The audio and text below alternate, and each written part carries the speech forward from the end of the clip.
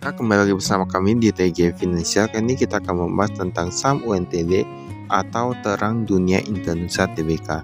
Nah, ini untuk saham ini dia kayaknya baru IPO yang tahun 2024 ya. Tepatnya tahun ini juga. Nanti kita lihat gimana dengan kinerjanya. Di sini ada direktur utamanya, ada Stephen Mulyadi, kemudian ada direktur akuntansi dan keuangan dan lain-lain, ada Andrew Mulyadi. Wah, ini semua rata-rata Mulyadi sih. Nah, kayak ini perusahaan keluarga atau gimana kan nggak tahu juga ya. Dan nanti kita lihat ke depan itu gimana. Untuk laporan keuangannya kali ini nilainya itu satuan penuh, tapi bentuknya itu rupiah. Kita lihat saja kas dan setara kas dari 245 jutaan langsung menjadi 210 miliaran. Nah, itulah enaknya IPO. Banyak kasnya bisa langsung naik cukup pesat ya. Jadi kita lihat kinerja saja gimana. Ini persediaan dia meningkat, total aset lancar meningkat. Nah, salah satu alasan mengapa kalau perusahaan IPO, apalagi yang baru IPO, kita nggak bisa anggap aset sama ekuitas sama liabilitas siapa tahu kan, mengapa? Karena ini mereka baru mendapatkan dana segar dalam jumlah yang banyak. Jadi kalau menurut kami, kalau untuk perusahaan IPO, kalau mau kita lihat itu lihat dengan penjualannya, lihat dengan kinerjanya. Itu pun gak bisa jadi patokan kalau yang baru IPO ya. Kita perlu lihat misalnya 1 tahun setelah IPO ataupun 2 tahun setelah IPO. Dan nanti ini kita lihat dulu apa yang bisa kami temukan. Ini hutang banknya, ini hutang usaha dia menurun sedikit. Oke. Total hutang jangka pendek dari 600 miliaran menjadi 400 miliaran. Kemudian yang untuk total hutangnya 700 miliaran sekarang menjadi 500 miliaran.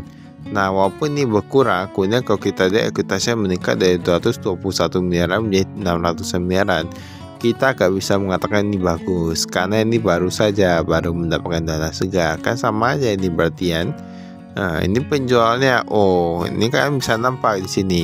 Kemarin sebelum IPO 300 miliaran, sekarang menjadi 200 miliaran.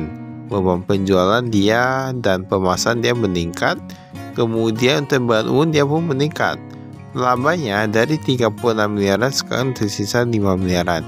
Nah, ini berarti kan sudah tahu kan, sebelum IPO dia untungnya bisa banyak. Pas IPO untungnya jadi dikit. Ini nanti kita lihat ini gimana dengan prosesnya ya. Kita lihat apa yang menyebabkan penjualannya menurun. Nah, jadi kita bisa lihat semua. Ini kepala pemasok, oke, dia meningkat. Nah, tapi gak bisa dijadikan patokan juga. Jadi yang lebih bisa dijadikan patokan itu kinerjanya dan yang lain-lain yang kita lihat nanti ke depannya. Nah, ini kita lihat dulu, ini ada pembayaran kepada karyawan, oke, meningkat juga. Tapi memang kebanyakan kayak gitu ya. Ada beberapa perusahaan yang dia setelah IPO kinerjanya malah menurun. Nah, itu tahu-tahu sendiri itu mengapa bisa begitu. Tapi ini merupakan hal yang cukup wajar untuk beberapa perusahaan. Dewan Komisaris, ini ada komisaris utama datang Erick Raharjo. Nah, ini kemudian sisanya yang mulai di semuanya ini ya. Ini kita skip.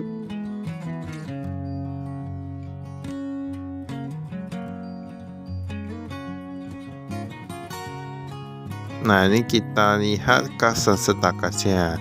Walaupun nggak bisa jadikan patokan, kita lihat saja ya. Cash di tangan, wah ini mereka ada dibagi menjadi kantor, pabrik, dan gudang. Pabriknya itu paling banyak, dari dulu pun pabriknya itu paling banyak. Mungkin karena ibaratnya kolektor yang dari perusahaan lain, mereka mungkin datang untuk tagih-tagihannya itu kayaknya di pabrik ya. Makanya nih uang cashnya ini agak sedikit banyak. Kalau gudang cuma tempat simpan mungkin cuma 21 jutaan. Kalau kantor dia mungkin ada tagih juga seperti yang lainnya kayak Telkomsel dan lain mungkin kayak gitu ya. Tapi gak tahu juga, itu tergantung masalah internal mereka. Piutang usaha pihak berelasi berdasarkan pelanggan. Inilah penyebab penurunan paling banyak kayaknya ini menurut kami ya.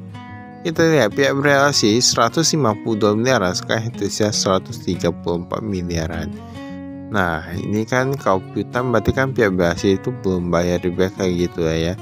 Dan nanti kita lihat sebenarnya kenapa. Bisa lihat di detail yang penjualan sih. Berdasarkan pelanggan kita lihat di sini. Ini kan tadi 134 miliaran.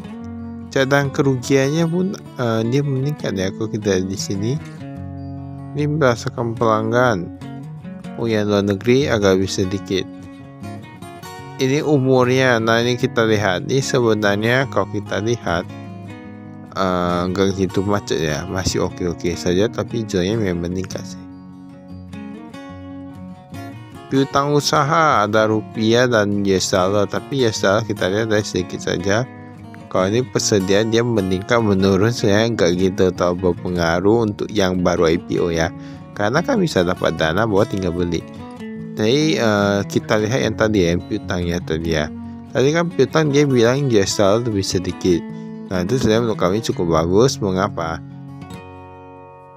Ini kalau piutang saya gak gitu berpengaruh, kecuali kalau utang tadi. Kalau utang US dollar dan jual banyak ataupun mata uang asing dan jual banyak, itu mengerikan ya. Karena itu berarti kita dikendalikan oleh kurs. Kalau kursnya data anjlok, nah itu kan tahu sendiri lah ya. Karena beberapa perusahaan yang sudah pernah kena seperti yang tahun 98 kurs anjlok, nah itu agak sangat mengerikan ya. Jadi bagusan kalau kita buka usaha, kita ada sebuah parit keamanan. Hutang jangan terlalu banyak dan lain gitu ya. Utang usaha kita lihat pemasok dalam negeri, pemasok dalam negeri ini lebih banyak, tapi dia udah berkurang dari 48 miliaran sekarang menjadi 27 miliaran. Oke, jumlahnya ini dia berkurang. Oke lah ya. Ya, cash flow-nya pun masih oke sih menurut kami. Oh, ini ada yang pihak berhasil juga. Pihak berhasil lebih dari 3 bulan. Masih tersisa 300-an jutaan. Tapi dikit lah. Ini pihak berhasil utangnya 300-an jutaan ke pihak berhasil. Tapi pihak berhasil utang ke perusahaan ini kan tadi cukup banyak ya tadi ya. Yang kita lihat. Ini utang dalam bentuk yuan China sampai 23 miliaran. Nah, ini baik tahu-tahu sendiri karena impor lebih baik nih.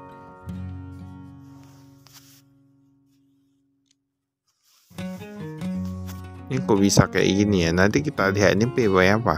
Karena mereka ada impor barang atau gimana? Maka utang usahanya biasa meningkat. Kan hasil tahu kami, mereka kalau sebuah perusahaan, kalau dia ada utang usaha dalam bentuk mata uang asing, itu terkadang itu rata-rata hanya karena impor sih. Mereka ada impor bahan baku dari sana. Tapi kita lihat nanti di sini ada pemegang sahamnya, ada Tanju Ing, kemudian ada Stephen Mulyadi, ada Andrew Mulyadi, ada Henry Mulyadi. Semua rata-rata Mulyadi ini. Nah, ini mereka udah berkurang kepemilikannya karena ada masyarakat. Mereka sudah jual beberapa ataupun sedikit sahamnya kepada masyarakat, jadi otomatis memang berkurang ya. Nah, tapi walaupun begitu kan juga masyarakat mereka dapat dana segar juga.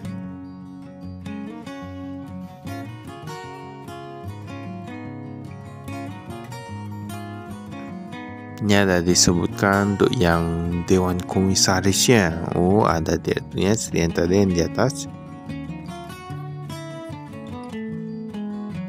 Penjualan neto kita lihat sudah diduga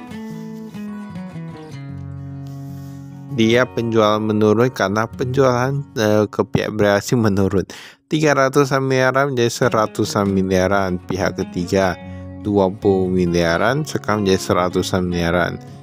Nah, ini bisa kita lihat di sini ya. Ini kalau menurut kami, ketika pihak ketiga menurun, mengapa pihak berhasil menurun? Antara dua saja, antara mereka yang pihak berhasil penjualnya sudah dialihkan ke perusahaan ini, ataupun yang pihak berhasil itu dalam tanda tanya ya. Nah, jadi kita semua untuk membaca laporan keuangan kita perlu jeli ya. Nah, tapi ini tergantung masa, tergantung kepentingan internal mereka sendiri. Nah, ini kita gak bisa tahu ya ini ya. Itu masa internal orang, masa internal perusahaan sendiri. Yang kita bisa lihat dari sebuah perusahaan itu adalah labanya, kinerjanya, persediaannya dan lain-lain. Ini kita lihat di sini. Nah, sebenarnya menurut kami ya, ini mereka kan jual sepeda ya, ada sepeda listrik dan lain-lain. Kayak sepeda listrik agak sedikit diminati ya ini ya. Saya nggak tahu juga ya. Ini ada beban penjualan dan pemasaran.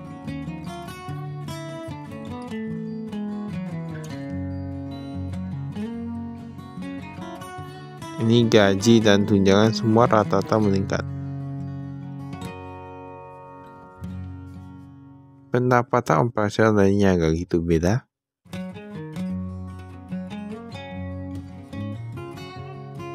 Ini biaya keuangan.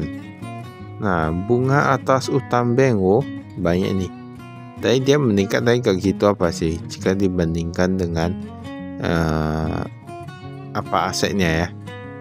Walaupun begitu, nih keuntungannya ini agak sedikit karena dia memang sudah menurun. Jadi memang perusahaan yang baru IPO itu saya gak gitu mudah untuk dilihat. Kita lihat sepeda motor listrik mencapai 30 miliar. Nah, ini tambah lebih diminati ya. Sepeda motor listrik, kemudian ada sepeda listrik, ada sepeda.